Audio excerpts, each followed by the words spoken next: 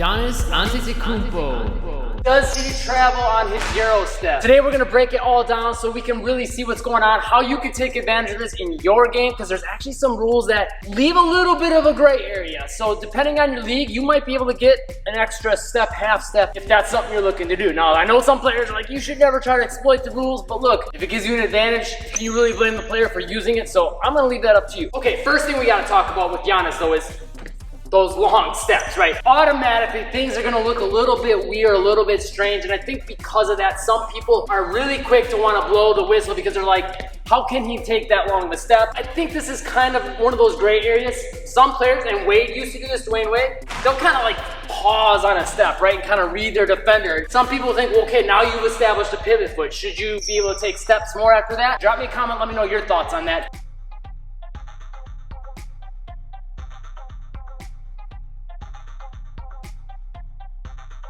At the end of the day, just the fact that he's taking these long steps makes it look a little bit more weird. Other thing we gotta discuss is since he takes these long steps, every step is a lot more noticeable, right? So if you think that some of these things I'm gonna talk about that might not be a travel are a travel, you're gonna notice them a heck of a lot more. So everything kind of comes to the forefront with those long steps, and he's able to create and do more with those long steps. So as a player, one thing you can take from this is use longer steps when it makes sense to get around and past defenders. That can give you a big advantage. Next thing we gotta talk about is when Giannis sets up his Eurostep, a lot of times he's gonna kind of do what I like to call a free bounce, which basically means he's gonna dribble the basketball and he's not gonna have either one of his two hands on it.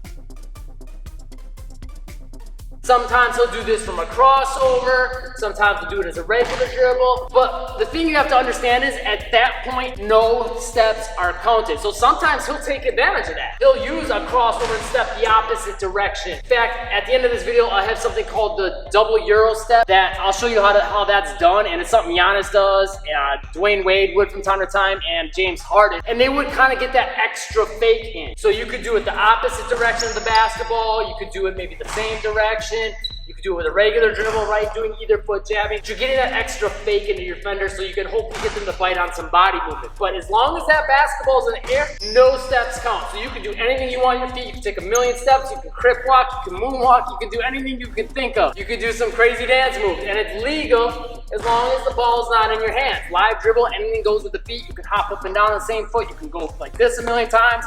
You know, whatever you can get in, you can get in. And I highly suggest you use that free bounce and take advantage of those steps because pretty much no refs are gonna start counting your steps at that point. Here's where things get to be a little bit more of a gray area though. When we're talking about like NBA rules and even like younger levels, sometimes refs will call things this way. When the ball comes into your hand from a dribble and your hand is in a legal dribble position, and before everyone drops comments, no, you can't palm the basketball because that's a palming violation. So if it's in a legal dribble position, your steps still don't count by NBA rules, also FIBA. Younger levels is again more of a gray area. At that level, the refs don't really pay so much attention to the rule book. They just go by the eye test. Does it look like a trap? But if your hand is in a legal dribble position, you still get steps. They still don't count. And you might say like, well, why is that? Why would a ref let him take a million steps when the ball's in his hand? They should start counting the steps the second it makes contact. Reason they don't, from my understanding anyway, and I've talked to some NBA officials about this actually, is that when the ball's in your hand and it's in a legal dribble position, how is the ref really supposed to count your steps? Like, how do they know to do that? Because you could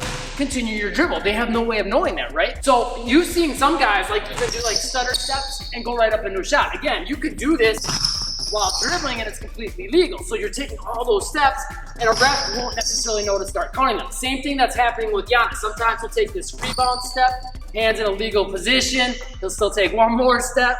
You see what I'm saying? So like right there, he's getting that little extra step out of it because refs don't know if he's gonna continue his dribble. So while he's got that live legal dribble hand position, he can get away with taking another step and possibly maybe even two steps if he could do it without his hand under the basketball or without palming it. You might say, okay, well, he could just palm it and the refs won't know. It looks pretty obvious when someone's palming the basketball. Like, you can only float the ball in your hand for so long. Feel free to blast the comments. Let me know what you think about that live hand position thing. But here's where I think a lot of people are gonna get a little bit triggered. And I can kind of understand because I kind of agree with this as well. If you watch players when they go up for layups, like this happens even at youth levels and refs won't call it. When you pick up the basketball, a lot of times you'll pick it up and then go 1, 2 after after that. Now, it looks really bad when you do it slowed down like that, but if you watch it more like in game speed motion, sometimes it's hard to really see at what point you exactly picked up the basketball, and refs are giving what they call a gather or a zero step. Now, the reason for this, I think, is partially because it's hard to tell exactly on what step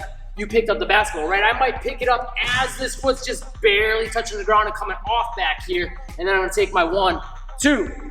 And how are they gonna be able to see that the tippy toe of my foot is on the ground when I move in full speed, right? And then the other reason is because, like the name gather step implies, they're giving you like a 1 step to sort of get control over the basketball and gather it.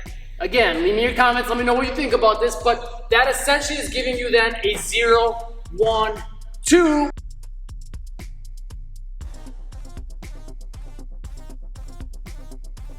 Or, as some people would say, 1, 2, 3 steps, and a lot of people think that's a travel.